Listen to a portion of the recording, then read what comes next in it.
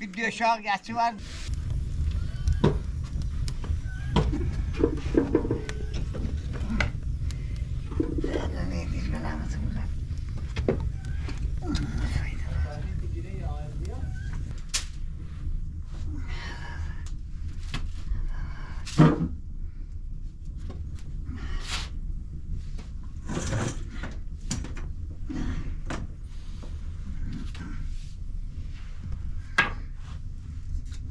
دای ساعتی 4 ساعت 4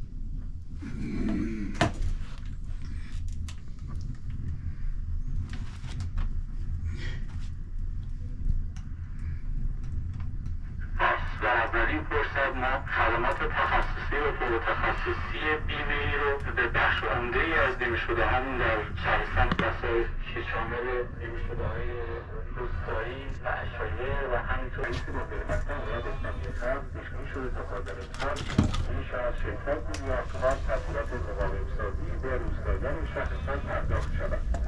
در دسته با حضور مدیریت آموزش پرورش کار مشکلات مدارس شهرستان پاسارگاد در حوزه‌های مختلف عمرانی و فرهنگی بررسی شد. مسکنی مدیریت آموزش پرورش استان فارس از تشکیل کمیته جریان‌سازی فرهنگی و اختصاص دو در کشور مصنوعی به مدارس شهرستان خبر داد. دبستان خیرساز مریم خواجه‌زاده با اعتبار 5 میلیارد تومان در شهر براتی ماه ابتدا شد.